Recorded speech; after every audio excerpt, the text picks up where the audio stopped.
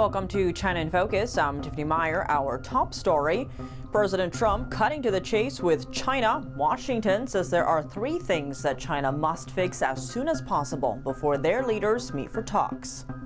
One of the things I want is China's going to buy soybeans. I want China to stop with the fentanyl. Very, normal things. I don't want them to play the rare earth game with us. President Trump signing a rare earths deal with Australian Prime Minister Albanese. Details on the effort to curb dependence on China. The head of a crime syndicate is on the run from global authorities. That's after the U.S. busted his operation in Cambodia. Details on how he's connected to Chinese regime leader Xi Jinping's political base.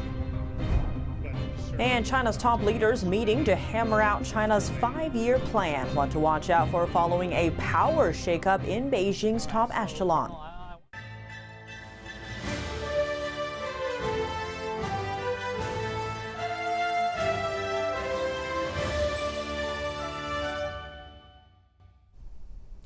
President Trump is pointing to three big issues with China, and they're at the top of his agenda for upcoming meetings: rare earths, fentanyl, and soybeans. The Trump administration has been pressuring Beijing to address the problems tied to them since day one of the president's first term. But they've mainly received pushback from Beijing, much less any concrete progress. Here's the president speaking to Bloomberg on Sunday. Take a look. One of the things I want is China's going to buy soybeans. I want China to stop with the fentanyl. Very, normal things. I don't want them to play the rare earth game with us. Trump describes the 3 points as very normal things. All of them are closely linked to Americans' day-to-day activities. Here's the full breakdown, starting with fentanyl. Drug cartels manufacture large numbers of fentanyl pills using chemicals that mostly come from China. The drugs are then smuggled into the U.S., killing tens of thousands of Americans every year. Trump wants China to restrict the flow of the precursors. Next, China accounts for over half of America's overseas soybean market, and Trump wants China to ramp up its purchases of the crop. But China has yet to purchase any U.S. soybeans this harvest season, leaving U.S. farmers in a desperate situation. Third on the list, rare earths are critical to modern life, from smartphones, electric vehicles, and home appliances to fighter jets and missiles. 90% of the world's rare earths have to go through China for refining, and the country decided 2 weeks ago to impose export restrictions on all of them, impacting not only the U.S. but the global economy. Trump's 3 requests come before top officials from both countries meet this week. Treasury Secretary Scott Bessent on Friday announced that the meeting with his Chinese counterpart, He Lifeng, will be held in Malaysia. It will lay the groundwork for both countries' leaders to meet in person at the end of the month. Trump called China a tough adversary on Sunday, saying the only way to work with China is to show them strength, and hinting at a tougher stance he's taking. But he also said he doesn't want to destroy China, adding skyrocketing tariff hikes are, quote, not sustainable. On Monday, a CCP spokesperson responded to the recent signals from Washington, saying no one wants tariffs and trade wars, and that the two countries should address issues through consultation, respect, and mutual benefit. A rare earth minerals agreement to counter China. President Trump and Australia's Prime Minister signed a deal on Monday to secure the supply chain of rare earths. We work together very much on rare earths, critical minerals, and lots of other things. And we've had a very good relationship. We've been working on that for quite a while. In about a year from now, we'll have so much critical mineral and rare earths that you won't know what to do with them. Today's agreement on critical minerals and rare earths is just taking it to the next level, seizing those opportunities which are before us to take our relationship to that next level. President Trump welcomed the Australian Prime Minister Anthony Albanese to the White House to sign the agreement. Trump signaled that he has been working with other countries as well on rare earth deals. This comes as China has announced more export controls on rare earth minerals. The president also said that they talked about trade and defence, including the AUKUS submarine deal between the US, Australia and the UK. One of Cambodia's biggest Chinese-owned companies is accused of running a massive criminal empire. The U.S.'s Prince Group and its founder, Chen Ji, led one of Asia's largest transnational crime syndicates. Last week, the U.S. seized nearly 130,000 Bitcoin, worth $15 billion, in its biggest ever crypto bust. The U.K. also froze 19 of Chen's London properties, including one worth over $133 million. Now, Singapore and Thailand have joined the global probe. Chen is charged with wire fraud, money laundering, and forced labor, and faces up to 40 years in prison if convicted. He comes from China's Fujian province, the political stronghold of Chinese leader Xi Jinping and his close ally Tsai Ing-wen. A Chinese-born tycoon, Chen Ji, founder of Cambodia's Prince Group, is on the run. One of his fraud compounds near the nation's capital is now abandoned. Court papers show he ran at least 10 fraud centers across Cambodia using so-called phone farms with millions of fake numbers. John Eisenberg, U.S. Assistant Attorney General for the Justice Department, has accused the group of trafficking workers, locking them in prison-like conditions and forcing them to scam people online. Chen holds multiple passports and started out in China's Fujian province. After moving to Cambodia in 2011, he became a citizen through investment and launched Prince Group in 2015. The company grew fast into real estate, banking, casinos, and even aviation. It now operates in over 30 countries and territories. But Chen's path to fortune is murky, with no clear record of where his startup money came from. He also served as an advisor to the previous Cambodian prime minister and current leader, receiving Cambodia's highest national honor. A report by U.S.-based think tank Pacific Economics claims the group invested over $1 billion in resorts projects in Palau, allegedly serving as a tool for Beijing's political influence. China has repeatedly pressured Palau to sever diplomatic ties with Taiwan. In March this year, Taiwan's Ministry of Foreign Affairs warned that China has long used Chinese business people and criminal organizations with Chinese backgrounds to infiltrate Palau under the guise of land development and investment. The ministry added that these networks engage in money laundering, gambling, fraud, and other illegal activities to economically infiltrate and pressure the country. The Chinese Communist Party kicking off a major meeting that outlines its plan for the next 5 years. Party leader Xi Jinping approved a draft plan on Monday. The official announcement did not give any details, though an editorial from a CCP mouthpiece says the plan would focus on high-quality development and technological innovation. The meeting comes at an interesting time during a shakeup inside China's top power circle and amid a sluggish economy under pressure from U.S. tariffs. Many are watching to see the effect on Chinese leader Xi's power, and potential changes at the meeting to personnel could offer some insight. There's also obviously a need to look at personnel decisions and whether the 3 open slots on the Central Military Commission get filled, and how many members there are in the Central Committee, and what's going on at the organizational and structural level of the party, and I guess also what ambitions or timelines get set out.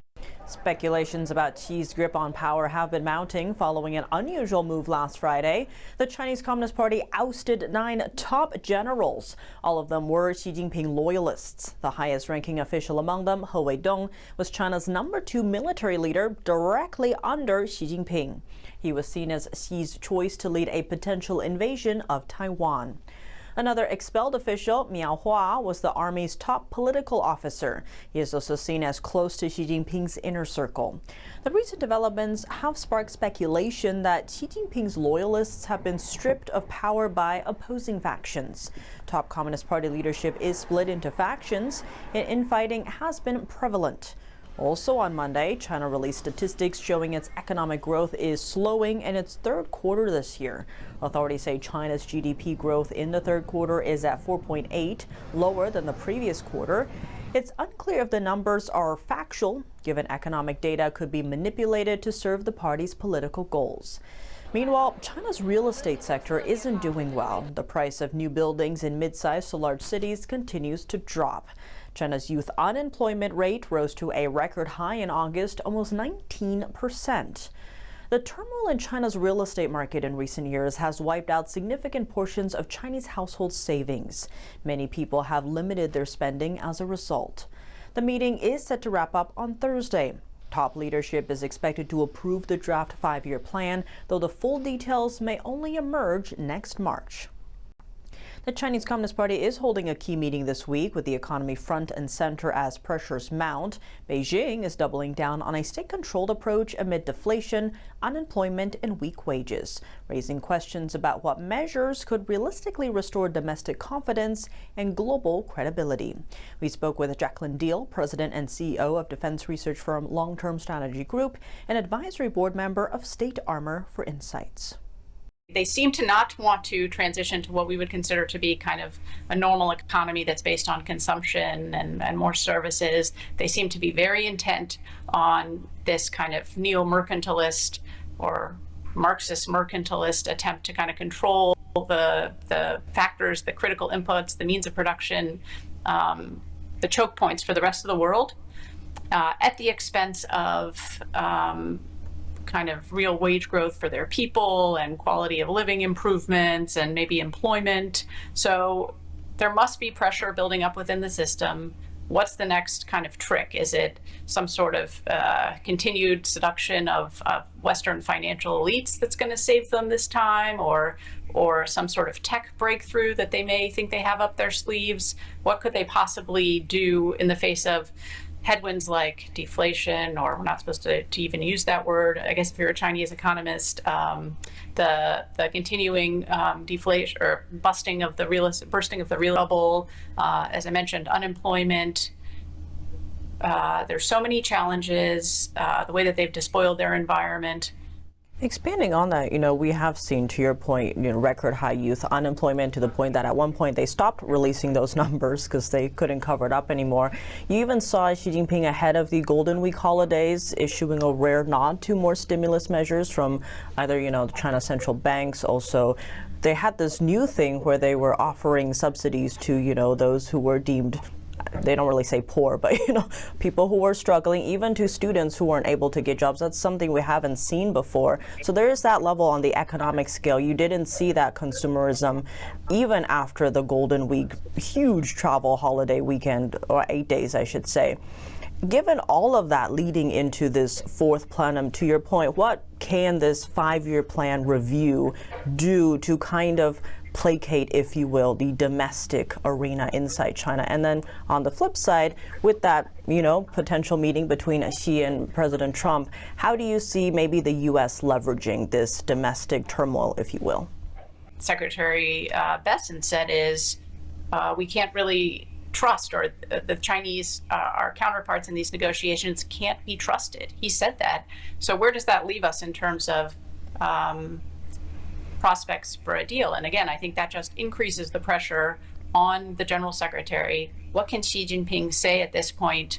Because notwithstanding the rhetoric about we're the backstops or the leaders of globalization and continued free trade in the world and global engagement, his actions have belied that. The threat that the CCP has leveled against the United States, but not just the United States, all the countries that are involved in the global supply chain is palpable, is demonstrable, and so it kind of belies the idea that they've been, or the narrative that Xi Jinping has been pushing.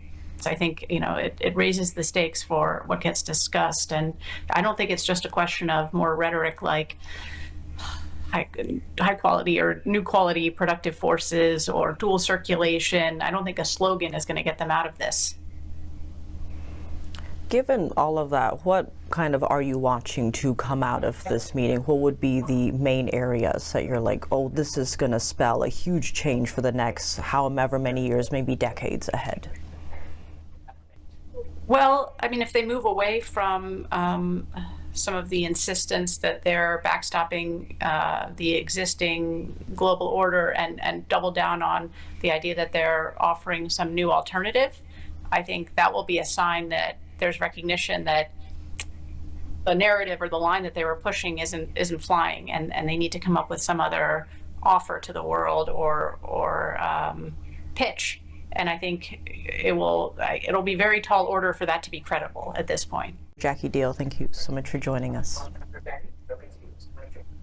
Thanks, Tiffany.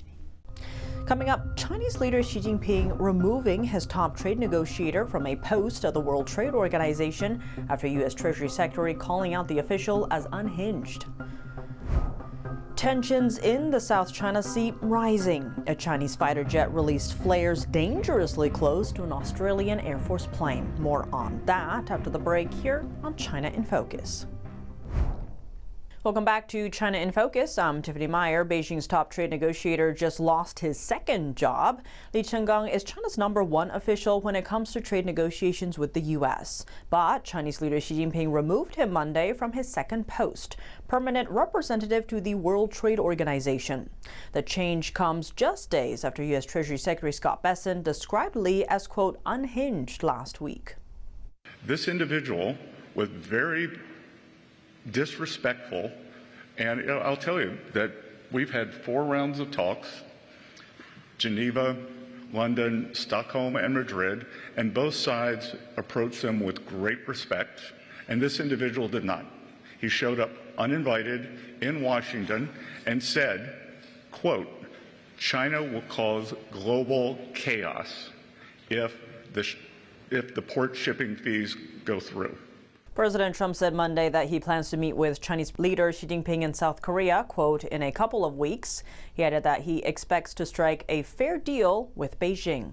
Australia is demanding answers from Beijing. A Chinese fighter jet released flares dangerously close to an Australian Air Force plane Sunday as it flew over the South China Sea. The Australian government says the flares came within striking distance of the aircraft. Officials called the maneuver unsafe and unprofessional. Here's more. Australia's defence minister said the country formally raised the incident with China through both embassies, warning it posed a serious risk to the aircraft and crew. China's military accused Australia of intruding into airspace near the Paracel Islands, territories Beijing claims, and said it deployed forces to monitor and expel the plane.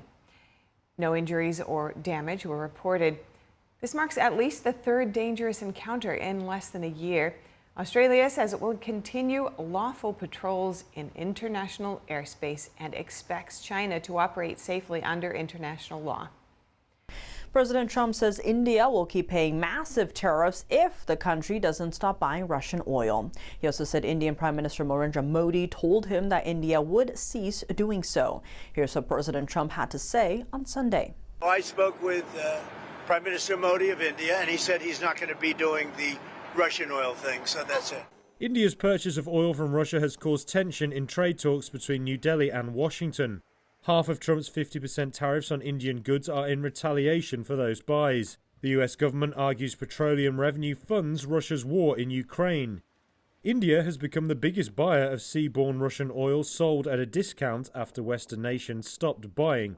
That was in retaliation for Moscow's invasion of Ukraine. Trump on Wednesday said Modi had assured him that day India would stop buying Russian oil.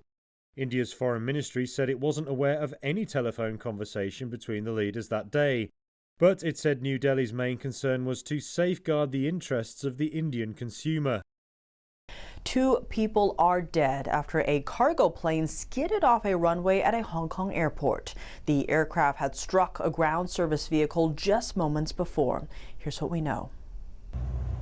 2 Hong Kong airport security workers died after a Boeing 747 cargo plane skidded off the runway, hit their patrol car, and pushed it into the sea. That is according to the city's airport operator on Monday. The crash happened around 3:50 a.m. local time. The airport security staff were not breathing when rescued from the water. One was declared dead at the scene, and the other died later in hospital, according to Stephen Yu, the airport's executive director of operations.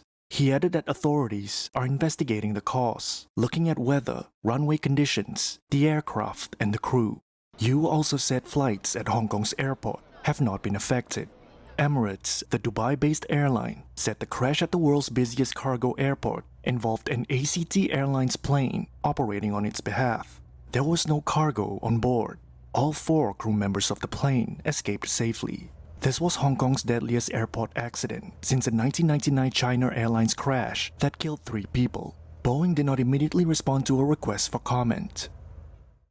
That's all for today's China in Focus. I'm Tiffany Meyer. If you have any feedback on the show or have something you'd like to see us cover, send us an email at chinainfocus@ntd.com. We'd love to hear from you.